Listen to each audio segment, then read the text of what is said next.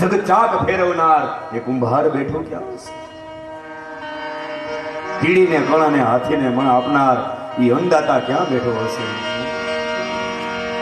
પૃથ્વી તણો પિંડો કર્યો ઈરજ લાવતો ક્યાંથી હશે? જગજાત ફેરવનાર ઈ કુંભાર બેઠો ક્યાં છે?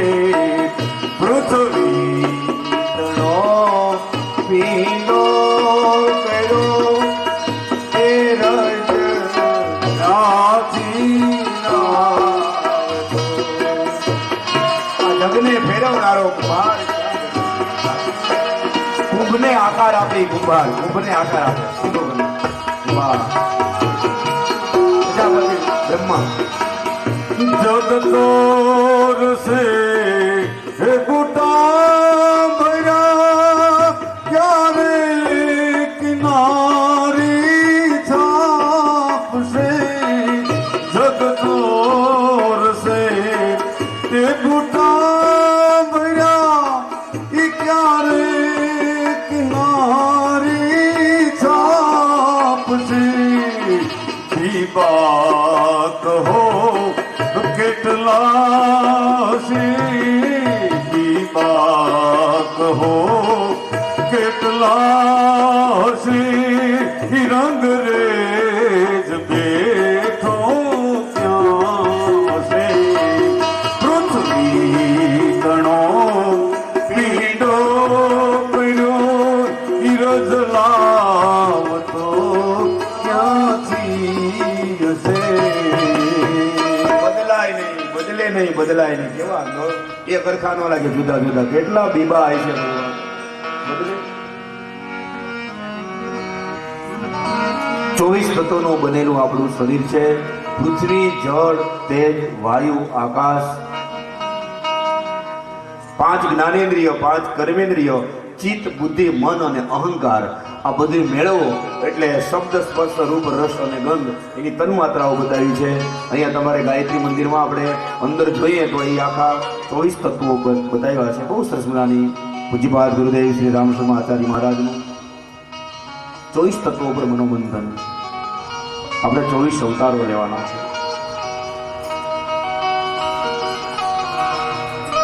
તો આ જગત જ્યારે લય પામે છે, વિલીન થઈ જાય, ત્યારે ભગવાનને પાછી ઈચ્છા થાય કે મારે સર્જન કરવું છે. ઓ જગતના માલિક, તારી માટે ત્યાં આ દુનિયા બનાવી, એની સાક્ષી પૂરે ચારે વેદ. પ્રભુ તું એમને કાંઈ નથી આજ બધાને બનાવતો, તારે રમવા આવવું છે. ક્રિકેટનું ગ્રાઉન્ડ પણ પ્લેયર નો હોય તો શું કામના?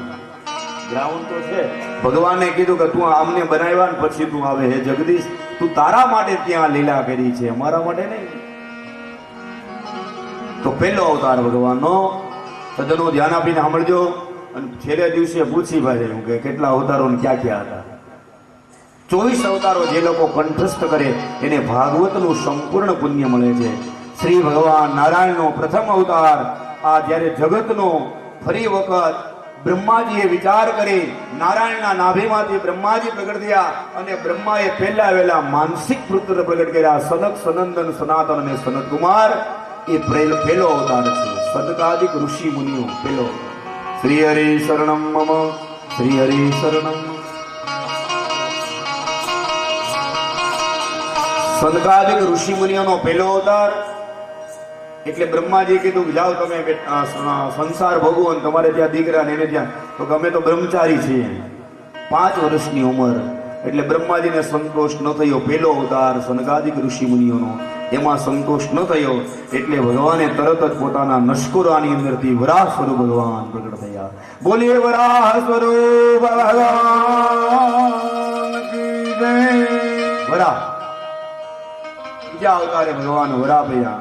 બ્રહ્માજી કીધું કે જાઓ પૃથ્વી તત્વને તળિયેથી લઈ, એ કથા આગળ આવશે, સંક્ષિપ્ત દર્શન કરીએ. વરાહ ભગવાન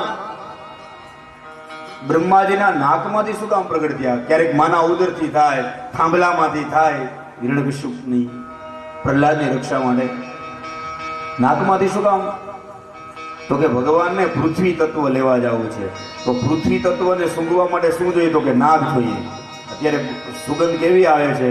ગુલાબની ઉપરથી પવન આવે તો સારો આવે, અને આપણે ભીડિયામાંથી નીકળ્યો તો એવો આવે. એ તત્વ જે છે ને એ રિઝલ્ટ જે આપે એ ઘ્રાણેન્દ્રિય છે. તો નાકની અંદરથી ભગવાન એટલા માટે પ્રગટ થયા કે હે મારે પૃથ્વી તત્વ વરાહ ભગવાન ભૂંડ વિના વરાહ. આપણે ગાયો પૂજીએ ને આપણા દેશમાં, એમ અમુક દેશોમાં વરાહની પૂજા, ભૂંડની પૂજા થાય છે. અમુક પ્રાંતમાં વરાહની પૂજા થાય છે. તો ભગવાનનો બીજો અવતાર વરાહ ભગવાન, ત્રીજા અવતારે ભગવાન બ્રહ્માને સંતોષ ન થયો એટલે તરત જ એને મનની અંદરથી પાછા નારાયણ નારાયણ દેવર્ષિ નારદ પ્રગટ થયા.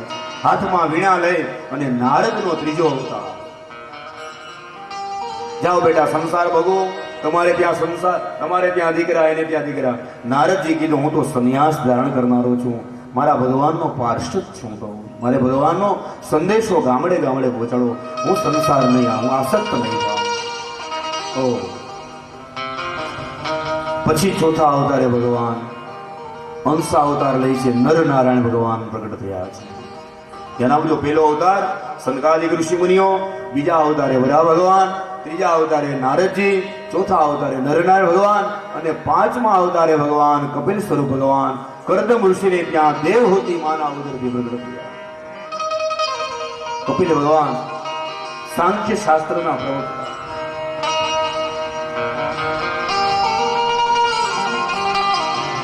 છઠ્ઠા અવતારે ભગવાન અત્રિ ઋષિને ત્યાં. એકવાર દેવનારીઓ ઝઘડો કરે છે દેવોને, ન્યાય ઝઘડો તો ચાલુ જ છે અંદરો અંદર. લક્ષ્મીજી પાર્વતીએ કીધું કે તમે તમને કઈ ખ્યાલ નથી આવતો? તો કે શું છે? પૃથ્વી ઉપર સતી અનસૂયાનો ચારે બાજુ ડંકો વાગે છે, અને અમારા કરતા વધી દેવનારીઓ છે સતીમાં. જાઓ પરીક્ષા કરો. બ્રહ્મા વિષ્ણુ મહાદેવને કીધું, ત્રણેય નારીઓએ, દેવનારીઓએ. શું પરીક્ષા કરીએ? તો એને કેમ રીતે એનું સતીત્વ તૂટે એવું કરો. સતી નારી અમારાથી વધે? ત્યારે બ્રહ્મા વિષ્ણુ મહાદેવ આપણા દેશની અંદર ધ્યાન આવજો ભાઈ. જગતના દેવતાઓ ત્યારે એમ કહેવાય છે કે ભિક્ષુકના રૂપમાં આવ્યા. પેલા ભિક્ષાન દેહી માં ભગવતી, હે માં તારે આશરે છે. અત્રિ ઋષિ તો ફળ ફૂલ લેવા ગયેલા બગીચામાં, પણ માં અનસૂયા ઠાકોરજીની સેવા કરે છે હજી, અને સવારનો સમય છે. ભિક્ષુકો આંગણે આવ્યા. ભિક્ષાન દેહી માં, ગોદાવરીને કાંઠે માં જ્યારે આવી ને અનસૂયા, તો ત્રણ ઋષિ મુનિઓ, બોલો બાપજી શું આવો? પાકેલા ફળ આપ્યા, હીરા માણિક રત્નો આપે, પણ આ ત્રણેય મહાત્માઓ તો પરીક્ષા કરવા આવ્યા છે. દેવી તમારી છૂટી આ જે બાંધેલી ભિક્ષા ન લે, તમે નિર્વસ્ત્ર બનીને આવો ને પછી અમને ભિક્ષા લે આવો. એના ઠાકોરજી પાસે જઈ બે હાથ જોડીને દેશની હારી નારી અનસૂયાએ કીધું કે હે ભગવતી, હે માં, હે ત્રિલોકના નાથ, મન વચન કર્મથી મારા પતિની જો મેં સેવા કરી હોય તો આંગણે ઉભેલા ત્રણે એ ભિક્ષુકો બાળક બની જાય. આમ પાણી ત્યાં નીચે મૂક્યું અને ત્રણેય દેવતાઓ બ્રહ્મા વિષ્ણુ અને મહાદેવ એ નાના નાના બાળક બની ગયા છે. આ તાકાત છે અનસૂયાની અંદર. જ્યાં પાછી નિર્વસ્ત્ર બની કહેવાય છે બાળકની આંગળ તો માં કદાચ માનો નાના બબુડિયા બની ગયા. નાના ત્રણેય દેવતા નાના નાના એ ઘોડિયામાં બદલાવીને, એ પલ્લામાં બદલાવીને માં અનસૂયા હિંચકે છે, જેને આંગણે ત્રણ દેવતાઓ બાળક બની ગયા છે. અત્રિ ઋષિ આવ્યા બગીચામાંથી ફળ ફૂલ લઈને, કીધું આ દેવી આ બાળકો તો કે એ બધી આ ભગવાનની લીલા છે ને સાચવવાના આપણે. 4 મહિના 5 મહિના થયા એટલે નારદજી બોલાયા, નારાયણ નારાયણ વૈકુંઠમાં આવ્યા. ક્યાં છે ભગવાન? તો ભગવાન હમણાં ગયા છે કે લીલા કરવા, દેખાતા નથી, તમે તપાસ કરી? બહુ વાર લાગશે, નાના એવા છે બાળક, હાલો જોવો હોય તો. નારદજીને કીધું ક્યાં છે? તો કે શું કામ તમે એની ભગવાનોને દેવોને દોષ આપો છો? તમારે માટે સાવિત્રી, લક્ષ્મીજી, માં પાર્વતી ત્રણેય દેવીઓ આવે નારદજીને લઈને અત્રિ ઋષિના આશ્રમમાં, અને એના અંશમાંથી જે પ્રગટ થયા દત્ત, દુર્વાસા અને ચંદ્રમા, એ એનો છઠ્ઠો અવતાર. વાત એ છે વિષ્ણુના અંશમાંથી ભગવાન, એમ કહેવાય છે ગુરુ દત્તાત્રેય દત્ત ભગવાન આપણી જુનાગઢની ટેકરી ઉપર આજે પણ બિરાજે છે.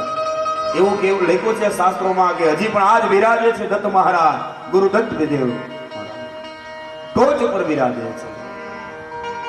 માનું મંદિર યુ જાણે આભની અટારી, માનું મંદિર યુ જાણે આભની અટારી,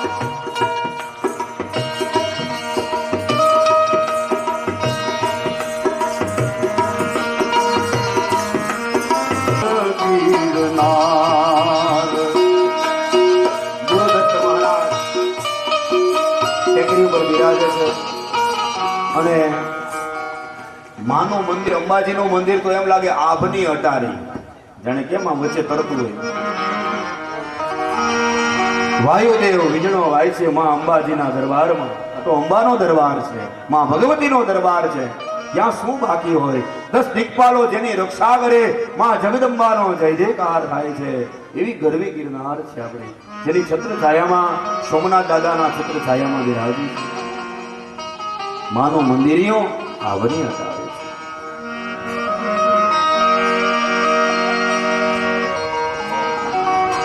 તો ભગવાનનો છઠ્ઠો અવતાર અનસુયાને ત્યાં, દત્ત, દુર્વાસા અને ચંદ્રમા.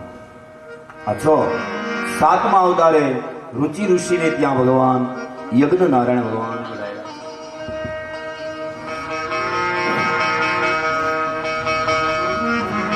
8મા અવતારે ભગવાન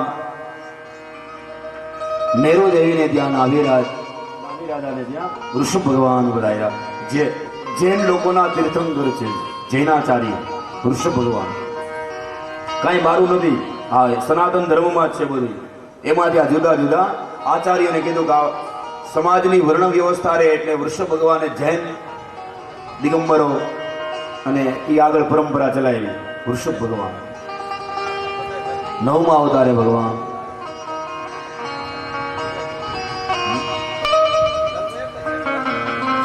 પૃથુસ્વર ભગવાન પૃથ્વીને દોવા માટે વેનના શરીરમાંથી વધાર્યા. 9મા અવતારે. 10મો અવતાર ભગવાનનો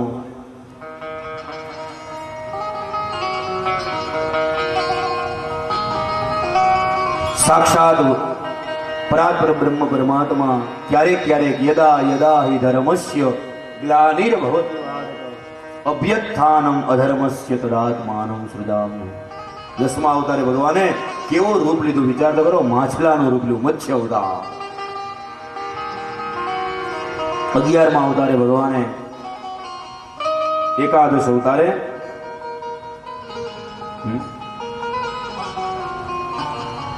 સમુદ્ર મંથન જ્યારે કરવાના દેવો અને દાનવોની જ્યારે ઈચ્છા થઈ અને મંદરાચળ પર્વતને ઉચકી અને જ્યારે સમુદ્રમાં પધરાવે ત્યારે ભગવાને કચ્છ નારાયણ ભગવાન કી જય. ત્રિલોકનો નાથ કાચબો બન્યા છે, કાચબો કચ્છપ સ્વયં. 12મા અવતારે ભગવાન ધન્વંતરી, આયુર્વેદના અધિષ્ઠાતા દેવ ધન્વંતરી ભગવાન. 13મા અવતારે ભગવાને દેવોને અમૃતનું પાન કરાવવા માટે આખા જગતને મોહિત કરનારો મોહન, એ મોહિની બન્યા. 13મો અવતાર મોહિની સ્વરૂપ. 14દશમ નારસિંહ ચ. 14મો અવતાર પ્રહલાદની રક્ષા માટે થાંભલાની અંદરથી ભગવાન નૃસિંહ ભગવાન બધાયરા. 14મો. 15દશમ વામનમ ચ. 15મો બલિરાજાને ત્યાં ભગવાન વામન ભગવાન બધાયરા. વામન અવતાર 15મો. અને 16મા અવતારે જમદગ્નિ ઋષિને ત્યાં રેણુકા દેવી દ્વારા આપણા જગતને જે એમ કહેવાય છે કે જેને જ્ઞાન આપ્યું અને અમારા બ્રહ્મ સમાજની અંદર જેને હાથમાં ફરસી લઈને ઉપદેશ કર્યો. બોલો પરશુરામ ભગવાન કી. પરશુરામ ભગવાન 16મો અવતાર. અને મોહન બાપાને બહુ ગમતો અવતાર. ની તો ઓલે કથામાં જઈ જયકાર કરી ઊભા થઈ ગયા. બહુ સાત્વિક ઋષિ અવતાર હતા મારા મોહન બાપા. અને પરશુરામ ભગવાનની વાત એ બાપા ઊભા થઈ. 16મો અવતાર જમદગ્નિ ઋષિને ત્યાં પરશુરામ ભગવાન વધાર્યા અને એણે અનેક વાર આ ધર્મની સ્થાપના માટે અસુરોને હણ્યા છે, નક્ષત્રિય કરી છે. ઉપદેશ આપ્યો, આ સમાજ જો શાસ્ત્રથી ન સુધરે તો હાથમાં શસ્ત્ર લેજો. જોકે બ્રાહ્મણના હાથમાં શાસ્ત્ર જ શોભે, શસ્ત્રો ન શોભે. અમે કુવાડો લઈને બહાર નીકળ્યા હારા ન લાગીએ, હાથમાં પુસ્તક હોય તો રૂડા લાગીએ. શસ્ત્ર શોભે. પુસ્તકેશુ યા વિદ્યા પરહસ્તે ગતમ ધનમ. આમાં રહેલી વિદ્યા શું કામની? ભાગવતમાં તો ઘણી છે, પણ મસ્તકમાં રહેલી વિદ્યા પુસ્તકેશુ યા વિદ્યા પરહસ્તે ગતમ ધનમ. બાજુવાળા ભાઈ કરોડપતિ છે, શું કામ ને આપણે આમાં હોવું જોઈએ. તો બીજાની પાસે રહેલું ધન અને પુસ્તકમાં રહેલી વિદ્યા એ આપણા માટે કામની નથી, મસ્તકમાં રહેલી વિદ્યા કામ આવે છે. એટલે શાસ્ત્ર છે એ શસ્ત્ર કરતા, અને શસ્ત્રથી જે નથી માન્યા એ શાસ્ત્રથી સમજ્યા છે. લાકડી લેવાથી ન માને પણ શાસ્ત્રોથી સુધર્યા છે. એ ભગવાનનો 15મો અવતાર વામન ભગવાન. પરશુરામ 16મો અવતાર છે. 17મા અવતારે વેદવ્યાસ ભગવાન વધાર્યા. સત્યવતી માના ઉદરથી પરાશર ઋષિને ત્યાં એ વેદવ્યાસનો 17મો અવતાર. 18મા અવતારે ભગવાન રઘુવંશ શિરોમણી રામ વધાર્યા. 19મા અવતારે ભગવાન પરાત્પર બ્રહ્મ પ્રભુ બલરામ તરીકે માં રોહિણીના ઉદરથી પ્રગટ્યા. અને 20મા અવતારે ભગવાન કૃષ્ણ પધાર્યા. 21મા અવતારે ભગવાન બુદ્ધાવતાર. 22મા અવતાર ભગવાનનો કલ્કી. 23 અને 24 ક્ષરક સાક્ષર એ વચો ક્ષર અને અક્ષર આ જગતમાં વ્યાપક છે એ 23મો, અને અણુ અણુમાં જે રહે છે વ્યાપક એ 23મો, અને સૂક્ષ્મ રૂપ ભગવાનનું એ 24મો. શરીરના તત્વ 24 છે, ભગવાનના અવતાર 24 છે, જૈન લોકોના તીર્થંકર 24 છે. અને એનાથી વધારે વાત કરીએ તો અક્ષર 24 પરમ પુનીતા इनमें वसे शाश्वत सुधीता.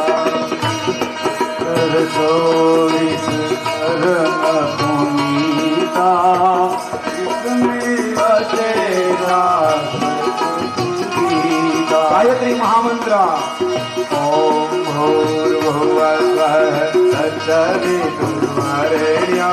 भर्गो देवस्य धीमहि धियो यो न प्रचोदयात्. ओम भूर्भुवस्वः तत्सवितुर्वरेण्यं भर्गो देवस्य धीमहि धियो यो न प्रचोदयात्. આપણે અહીંયા બેઠા છે, બધાને ફરજિયાત 11 વખત બોલવાનો છે આ મહામંત્ર. મહામંત્રનો ઉદ્દેશ પૂજ્યપાદ શ્રી રામ શર્માચાર્ય મહારાજે આ જગતની અંદર પ્રચલિત કર્યો છે. મારી વિનંતી છે પછી તમને ચા પીવા જવા દો. 11 વખત ખાસ મહામંત્ર.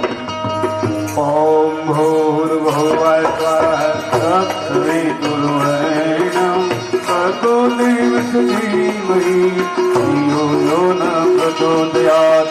ઓમ ભૂર્ભુવઃ તત્સવિતુર્વરેણ્યં ભર્ગો દેવस्य ધીમહિ ધિયો યો ન પ્રચોદયાत्. ઓમ ભૂર્ભુવઃ તત્સવિતુર્વરેણ્યં ભર્ગો દેવस्य ધીમહિ ધિયો યો ન પ્રચોદયાत्. અક્ષર 24 પરમ પુનીતા ઇન્મ બસે શાશ્વત શ્રુતિ ગીતા. તો એ ગાયત્રી મહામંત્રના અક્ષર 24 છે, ભગવાનના અવતાર 24 છે, શરીરના તત્વ 24 છે. આ 24 નું મહત્વ છે. એ 24 ને આપણે વંદન કરી અને થોડી વાર 10 મિનિટ કથાને વિરામ આપી અમારા આયોજક ભાઈઓના કે જે કંઈ સૂચનો કરવાનો હોય 10 મિનિટમાં લઈને પછી આપણે ભગવાનની આગળની લીલા સાંભળીએ. બોલો ગાયત્રી.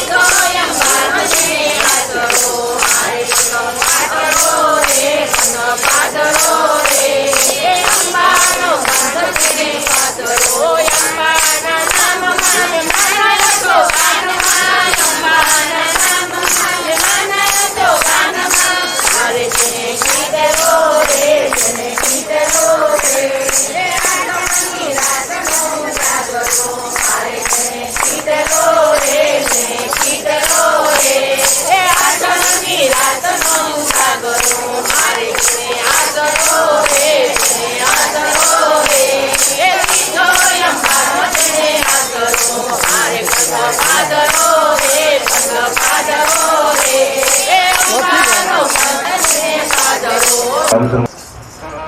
એની છત્ર છાયામાં આપણે 24 અવતારો લઈ ભગવાનને વંદના કરી. એક અધ્યાયમાં વેદઃ વ્યાસઃ અનેન વેદ વ્યાસ. પરાશર ઋષિને ત્યાં સત્યવતી માના ઉદરથી વેદ વ્યાસ ભગવાનનો જન્મ થયો. 17મો ગ્રહણ અવતાર. ધ્યાન આપજો.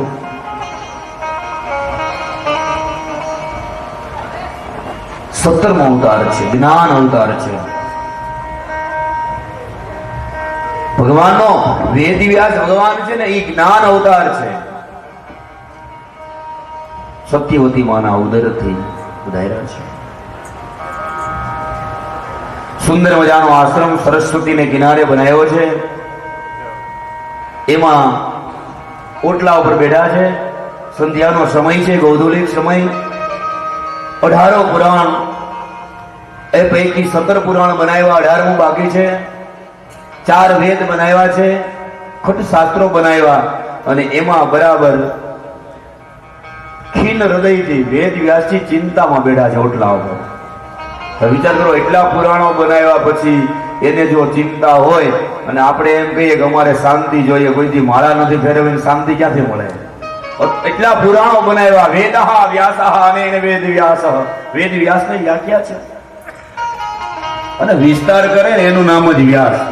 પછી વેદ વ્યાસ હોય કે પછી હરેશભાઈ વ્યાસ હોય, વિસ્તાર કરે. આ કથાની અંદર ખરેખર અહીંયા બેઠા પ્રશંસા નથી કરતો, પણ મારે એક બ્રાહ્મણ તરીકે, નાના ભાઈ તરીકે આ જે કથાનો સંપૂર્ણ આભારી તમારા હરેશભાઈ વ્યાસ છે. સંપૂર્ણ આભારી હોય તો વેદઃ વ્યાસઃ અનેન વેદ વ્યાસ વિસ્તાર કર્યો છે. પછી કથાનો વિસ્તાર હોય, આયોજનનો વિસ્તાર હોય. વેદ ભક્તિ વ્યાસ ભગવાનની કૃપા છે. આવા સત્કાર્યને લઈને બેઠા છે વેદ વ્યાસ, ઓટલા ઉપર બેઠા છે. એમાં સામેથી નારદજી આવ્યા દોડતા. નારાયણ નારાયણ. આ બાજુ વેદ વ્યાસજી દોડ્યા અને આ બાજુ નારદજી દોડ્યા. ત્યારે કવિ કહે છે કે કેવી ઘટના ઘટી છે આજ સરસ્વતીને કાઢે. 4 મિલે 64 ખिले और 20 करे कर जोड़ी. हरिजन से हरिजन मिले तो 20 से 20 करो. 4 મહિને 64 કિલે. 2 આંખ નારદની ને 2 આંખ વેદ વ્યાસની, 4 આંખ ભેગી થઈ ત્યાં 64 ખીલે. 32 દાંત નારદના અને 32 દાંત વેદ વ્યાસના. 32 ખડખડાટ હસે છે. કુંભ મેળો હોય ને, અધિકારી જીવો ભેગા થાય ને એટલે આમ 32 ખડખડાટ. 4 મિલે 64 ખીલે અને 20 કરે કર જોડી. 20 10 આંગળા નારદના, 10 વેદ. 20 કરે કર જોડી. હરિજન સે હરિજન મિલે. રૂવાડા ઉભા થઈ ગયા. 10 કરો 20 से 20 કરો. પધારો પધારો બાપજી, ચરણ ધોઈ ચરણામૃત લ્યો. આજ મારો આંગણો પવિત્ર થઈ ગયો. મારે ત્યાં નારદજી વધાર્યા, બ્રાહ્મણ વધાર્યા છે, ભૂદેવ વધાર્યા. ચરણામૃત લીધું અને પછી સામે જોઈ નારદ કીધું કે તમે આ સ્વાગત કરો છો પણ તમારું મન કઈક મૂંઝાય છે, તમે ચિંતા કરો છો. ચિંતા ન કરે, જગતનો સંત ચિંતન કરે. સંત તારે શીળી છાયા એ લાગી જાય હવને માયા.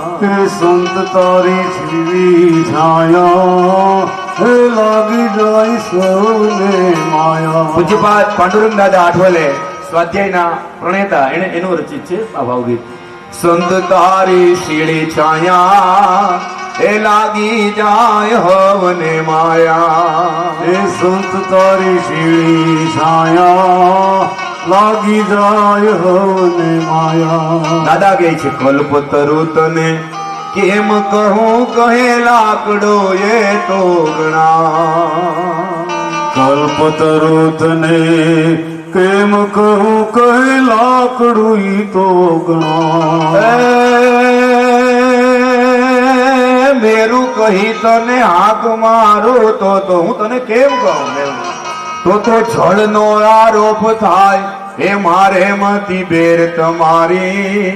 સ્તુતિ કરું કેમ હું તારી હે સંત તારી શીળી છાયા એ લાગી જાય સૌને માયા સંત તારી શીળી છાયા લાગી જાય હવને માયા. હે બાપ, તારી પાસે એવું શું છે? સંતની પાસે જાઓ એટલે દુઃખ હળવું થઈ જાય. આશ્રમમાં જાઓ, પેલાના વખતના રાજાઓ જયારે મૂંઝાતા ને ત્યારે ગુરુ પાસે જતા. ગુરુ ગ્રહ ગયે તુરંત મહી પાલા ચરણ લાગ કરે વિનય વિશાલા. રામચરિત માનસમાં આપણે જોશું, દશરથ રાજા ગુરુ વશિષ્ઠ મહારાજને ત્યાં ગયા છે. આ જગતનો રાજા, જગતનો મહાન વ્યક્તિ મૂંઝાય ત્યારે ગુરુને આશ્રય જાય છે. ગુરુની સલાહ લે. સદગુરુ તારનાર છે.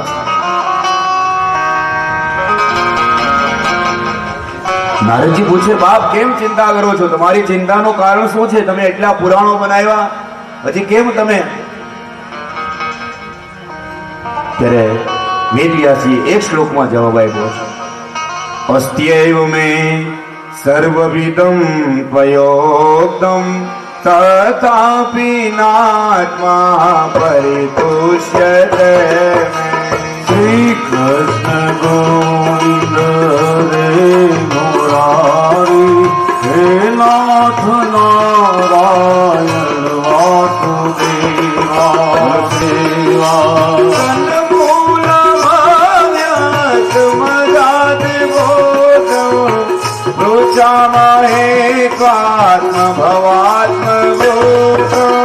શ્રી કૃષ્ણ ગોવિંદ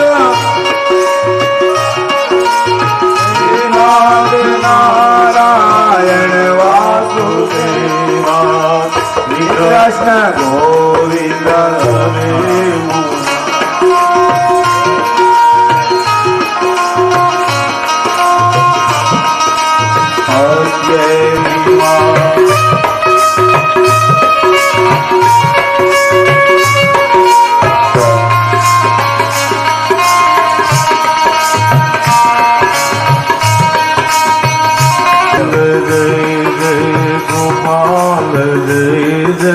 રાધારમણ હરિ ગોવિંદ જય જય તન મૂલમાં વ્યસ્તમગાધ બોધમ લોચામહે સ્વાત્મભવાત્મભૂતમ. શ્રી કૃષ્ણ ગોવિંદ હરે મુરારી હે નાથ નારાયણ વાસુદેવા. હે નાથ નારાયણ વાસુદેવા. હે નાથ નારાયણ વાસુદેવા. બોલો હે નાથ નારાયણ વાસુદેવા. બોલો હે નાથ નારાયણ વાસુદેવા. કેવ મે સર્વમિદં પ્રયોક્તમ તથાપિ નાત્મા પરિતુષ્યતે મે. હવે અહીંયાથી કથા શરૂ થાય છે. ભાગવતના રચયિતા વેદ વ્યાસ ક્યાં છે, શું છે? સામ્યપ્રાસ આશ્રમ સરસ્વતીને કિનારે નારદજી પધાર્યા અને એક કહેવત છે ને કે આપણું દુઃખ છે ને કોઈ સજ્જન વ્યક્તિને કહેજો, જેને તેની આગળ દુઃખ નહીં ગાતા. અને આજ માણસને ટેવ પડી ગઈ, જેને તેની આગળ ગાયા જ કરે, અરે મરી ગયા.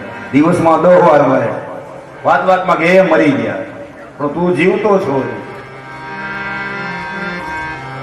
એ તો કબીર કહે છે, મરને સે સબ જગ ડરા લેકિન મન મેરે આનંદ, કબ મરે હું કબ ઘેટી હું ભૂલ ન કરું.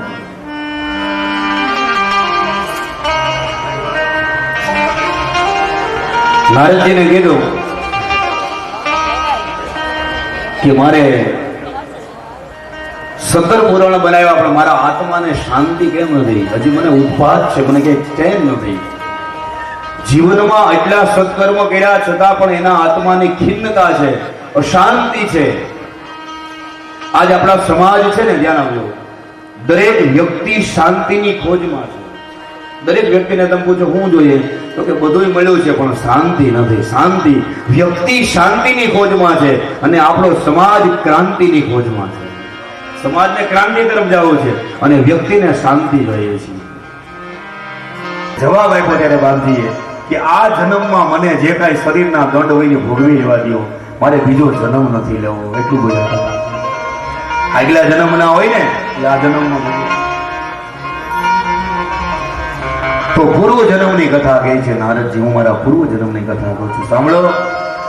એક નાનું એવું ગામડું હતું. ગામની અંદર મારી માં દાસી બની અને બીજાને ત્યાં ઘરકામ કરી પાળી પોષી મને મોટો કર્યો. મારી માં એક દાસીને ત્યાં હું જન્મો નારદજી ગઈ છું. વિધાતાને ન ગમ્યો અને નાની ઉંમરમાં મારા બાપનું ગામડું થઈ ગયું. મારા પિતા મને છોડીને મૃત્યુ પામ્યા અને મારી માની જવાબદારી આવી મને મોટું કરવા. સજ્જનો, એક બહુ સરસ મજાની કહેવત છે કે 1 લાખ કમાવનારો જગતમાં બાપ વયો જાય ને ભાઈ, તો કદાચ આ જગતની માં એમ કહી દે કે હું છું ને માં છે. પણ 1 રૂપિયો રડનારી જગતમાં કોઈની માં મળશો નહીં. માં છે ને એ તો માં છે. લાખ રૂપિયા કમાવનારો કદાચ બાપની ગેરહાજરી હોય તો માં કછોટો વાળીને મોટા કરે છે. માં કોઈની મળશો. માં એ તો જગતમાં માં છે.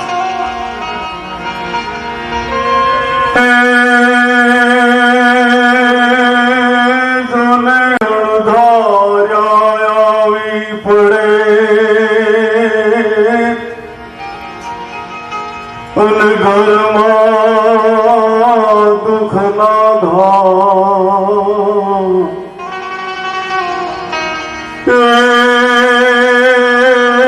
ધરના ભીથી વેણ નીકળે રે તુદી બોલે આવે માં મોચિંતા કઈક લાગે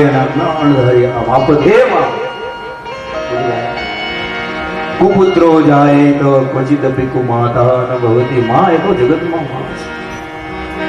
માનું પાત્ર શ્રેષ્ઠ. અમારે મોટાડકર કવિ તો એમ કહે છે માં છે ને એ તો એ ભગવાનનું સ્વરૂપ છે. પ્રભુના એ પ્રેમ તણી પૂતળી. પ્રભુના પ્રેમ તણી પૂતળી. જગથી જુદેરી નાચ જો જનની જોડ સકી નહીં મળે. મીઠા મધુન મીઠા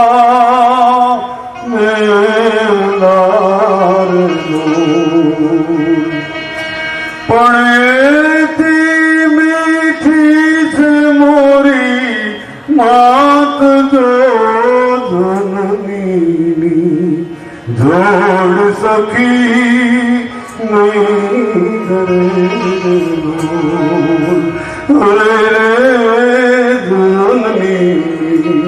જોડ સખી નહીં. પૈસો ખર્ચતા જગતમાં